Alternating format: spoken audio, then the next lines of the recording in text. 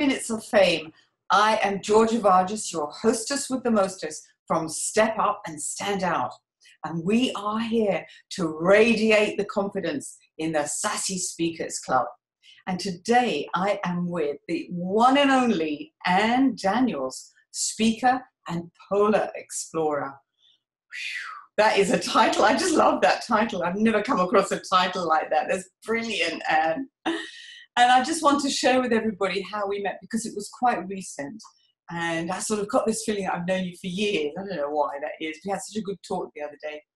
But we met at the Entrepreneurial Leaders Live event, where Anne was the keynote speaker. And she had everybody bowled over, absolutely, with her extraordinary adventures all over the extreme areas of the world. Did you enjoy that event, that keynote speech that you did, Anne? I loved it. I love speaking, and to meet so many other good speakers in such a great place, Brighton by the sea, the sun was shining, the energy in the room was huge. So I got a lot from it. And I think that's the good thing about speaking. You give a lot, but you also get a lot of motivation back yourself. It's a two-way thing. Yeah, it is. It's true. Yeah, it was a great atmosphere there. It wasn't too big either, so you had a chance to get around and talk to people. I agree, and you actually got to meet the people who were there on a bit deeper level rather than just a sea of faces. So I thought it was a great event. I loved listening to you and all the other speakers that were there as well. It was wonderful. That's really what caught me, because we had a little chat afterwards, and very kindly did a testimonial for me. And I thought, this is a lady I've just got to have another chat with on film. I'm very glad you did. Yes, a great idea. Where will you be travelling to next? Well, I have got a few things on the go. So I do speak around the world. It's taken me to wonderful, far-flung places. My next gig is actually in England. I do want to speak in English, though, is in England. But I'm going to Amsterdam because I have another big expedition going, and we're working with the European Space Agency. And then the same week, I'm speaking in Colchester to a big company. And that's what I love about my job. You do so many different, diverse, and meet some amazing human beings. Do you still look for events to speak at, or have you sort of moved up that ladder a little bit? Tell us about it. I used to look for speaking events, and now I've got to the stage in my career where people are looking for me. And it would appear I'm good at my job of speaking, because it's generally recommendations and then they come to me.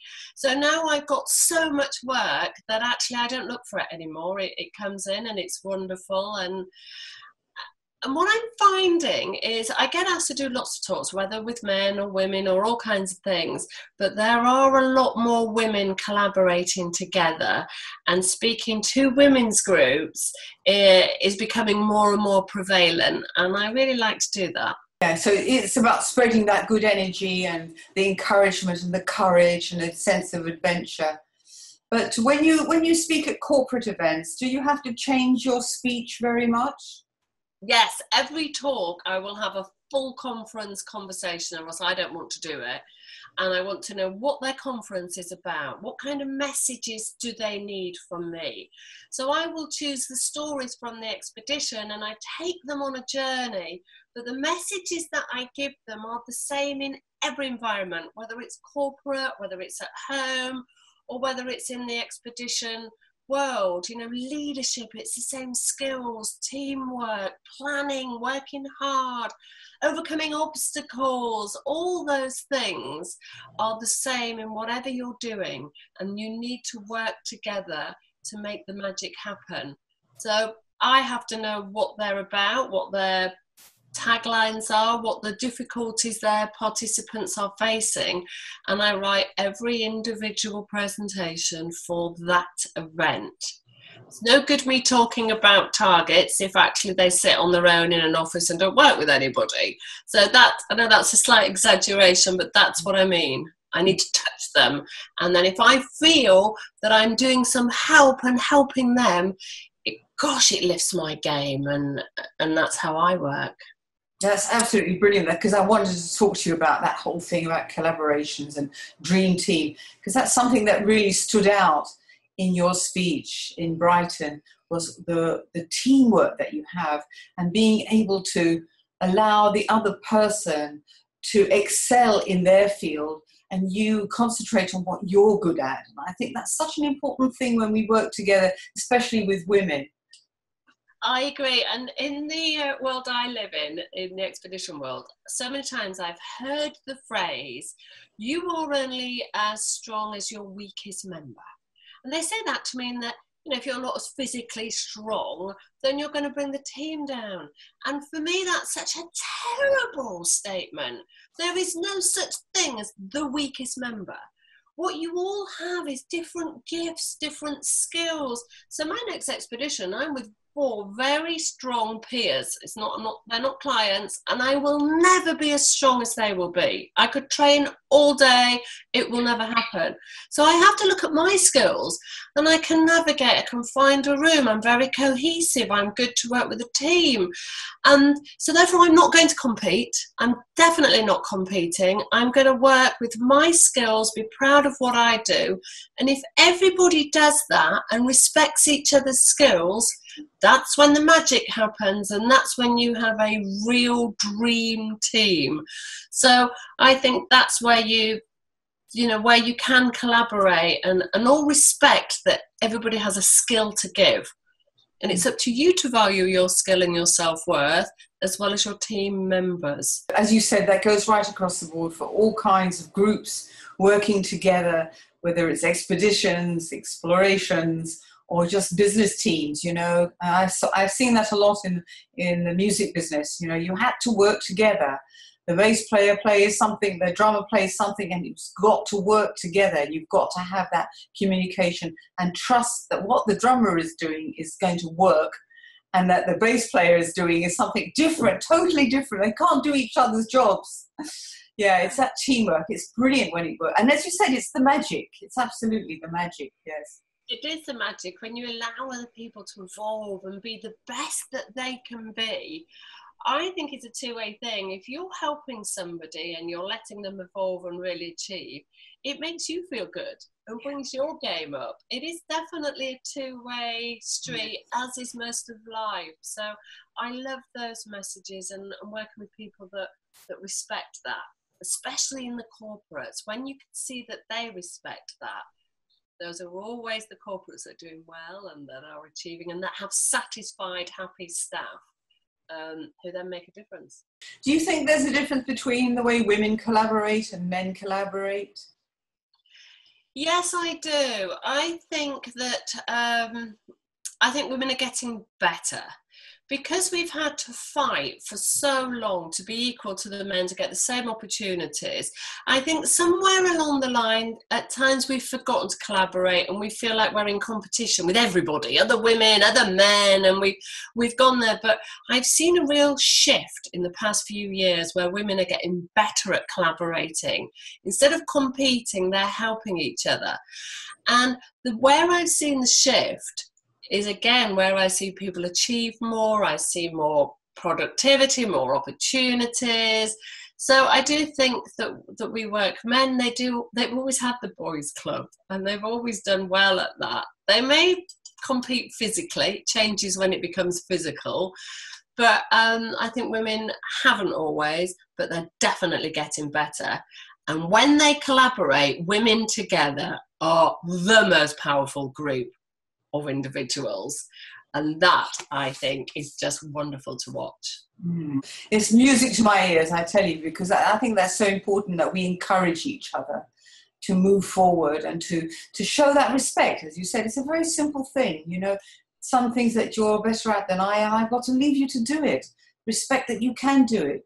Give you that trust that you can fulfill the obligations, and let's work together and make things grow. Great words, very inspiring, yeah. Have you got an expedition ready for the winter coming up? I've got two wonderful things on the go. I have an expedition. My expedition times, because I'm North Pole region, will always be in our spring. This one will be leaving in February and March. I can't tell you what it is because it's under wraps. It will be announced to the press and we'll have a big launch. So I can't say what it is, but it's a really amazing, fantastic expedition. And I'm also working on a TV program. But again, I can't tell you what it is because these things are private until they come out. But I've got a very exciting TV project that I'm working with a production company and some big TV companies. And so that's another exciting thing. And my speaking, again, I'm traveling around. So at the moment, my life's a little hectic. I love it. So tell me, for you, is there a difference working in front of the camera or being on a stage? Yes, because in a camera, you do a performance wherever, but you kind of think about what you're going to say and you tend to say it. Whereas when you're on a stage, you may have a presentation in your head, you may know what you're going to say, but you have the audience and they give you energy back, and so you work with them. And sometimes I change a lot of what I'm going to say because I can see what the audience needs. So I think it's more an evolving presentation or performance when you're with an audience. It's a two-way thing, whereas when you're talking to a camera, it's not the same. You're not getting that emotional feedback. So you stick to script a lot more. So when you work with a live audience, do you get the chance, or do you make it your point to go and meet the audience beforehand to get a feel of what they're looking for or what they might be expecting? Do you sometimes get that chance? I generally get that chance. If I can't, then I don't worry about it. You just get the feel of them when they're on. But I just did a big conference in Berlin, and I was on at 10 o'clock and the conference started at 8:15. So I requested, is it okay if I come in at 8:15 and just sit through the morning conference so I can see what they're talking about? I can start plugging in, realizing what's happening. Then they tend to have a break. I always come on after a break because they want to check the presentation and all those, even if it's loaded. So then at the break, I will talk to people and try and get to know them a little bit. And then I will do the presentation. And I always stay afterwards because I think that's part of it as well, because if there's opportunity, I'll do questions and answers, and it's up to the people that are booking me. It may not always be appropriate, but not everybody wants to ask questions to a room, or there might not be time. So I will always stay at least half an hour afterwards. Here I am, come and talk to me. It's not just about standing there and delivering. You want to interact, you want to make a difference. I don't just want to get paid, I want to make a difference. So in order to do that, I think you've got to give more of yourself than expected. You always give that little bit more, and everybody always gives that little bit more. Wow, that is the magic. That's fantastic. There's so many wonderful tips and tricks and tantalizing bits there from you, Anne.